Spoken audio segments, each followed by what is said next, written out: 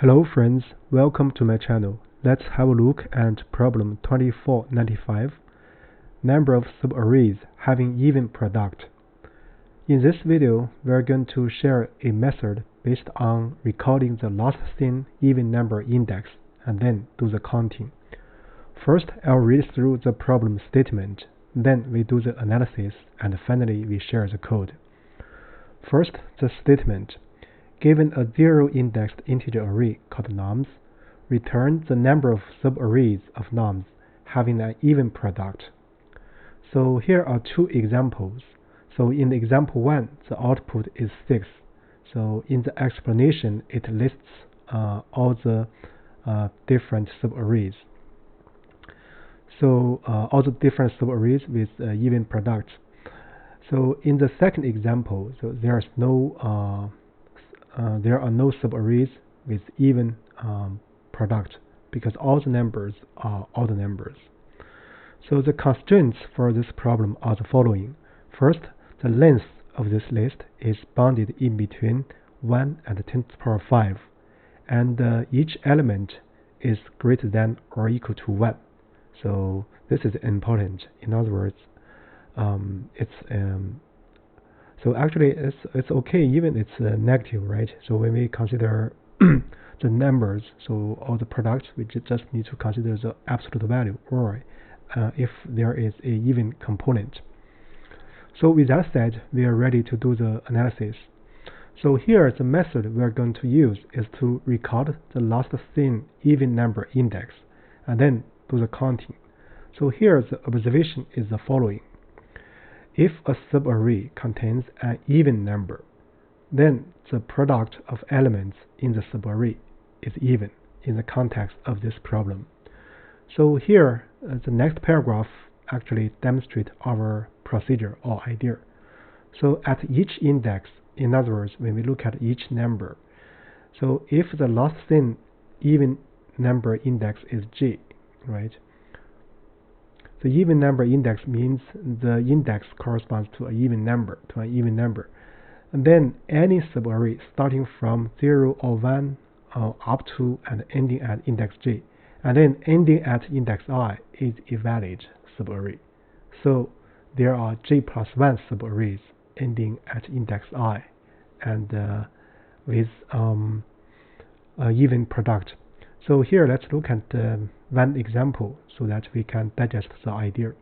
So this is a example cooked up from out of example 1.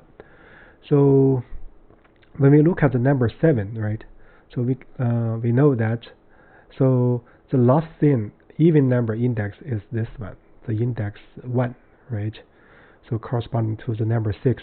Then any subarray starting from index 0 up to index 1 and ending at current index 2 are valid. So you can consider 6, 7, and you can consider 9, 6, 7.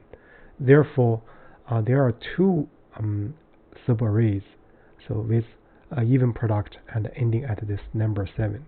So similarly, we can look at the number 13 at index 3. So the last thin even number index is still 1, right? So there are two valid subarrays with even products ending at 13. So that is 6, 7, 13, and 9, 6, 7, 13, right? So now if we look at numbers 27 at index 5, right? So we know 8 is an even number, so the last thin even number index is 4, right? So then any index among 0, 1, 2, 3, 4 can be a start. Then the subarrays with even product and ending at index 5 and this ending at this number, right? 27. So there are 5 possibilities. So this count is 5. So therefore, for each index I, we could find how many valid subarrays ending at that index. Then summing over the counting for all the indices, then we get the return. So for this example, the return is 15. So below, actually, up to now, actually, it's I feel that it's straightforward for us to write a solution. But for completeness, or so here we give two walkthroughs. So this is the walkthrough for example 1. So this is the result will be 6. And this is the walkthrough for the example we code up out of example 1 and explained above. So the output will be 16. So we're going to go to the code next. So if you have difficulty in understanding the code or in understanding certain details, so you can come back to here to walk through the code. So with that said, we are ready to do the coding part. First, I'm going to initialize a result variable. So it's going to count the number of valid subarrays. Then first, I'm going to get the length of this list. And next, so I want to set an even index. So the last thing, even index. So at the very beginning, so I'm going to put a null here, right? And then we're going to iterate over the range. So now at each index, first we want to check if even index is none or not. So if it's next, so we want to consider the even case is not null case. So if we haven't set an even index yet, so we are going to first set it.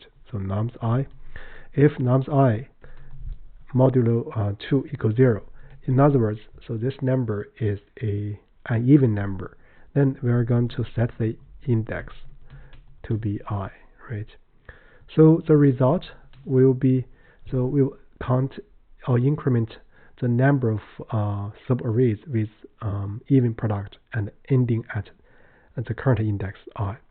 So it in principle it should be from even index up to the very left to 0, right? So this should be even index plus 1. So let's write I plus 1 because just to save some writing. But logically, in logic, it's better to write index, right? So this is the if condition. So now let's look at the else. If the even index is already set, then this is first we want to check if nums I modulo 2 is even or not. If it's not even, right?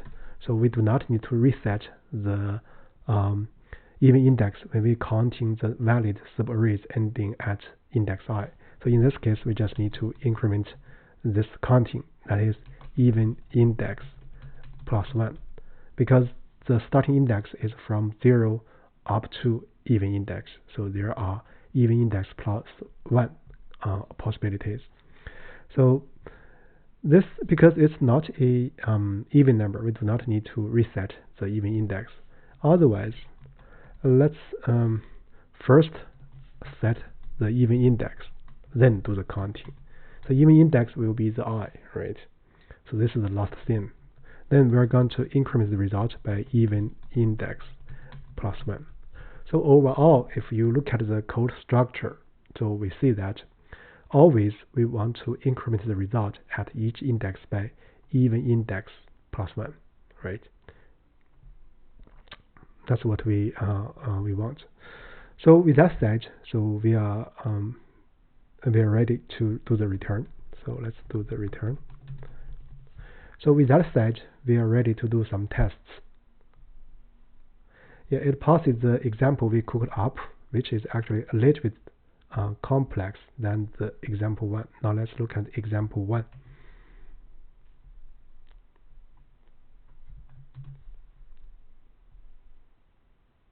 Yeah, it passes the first example. So now let's look at the generic case. Yeah, it passes all the generic cases.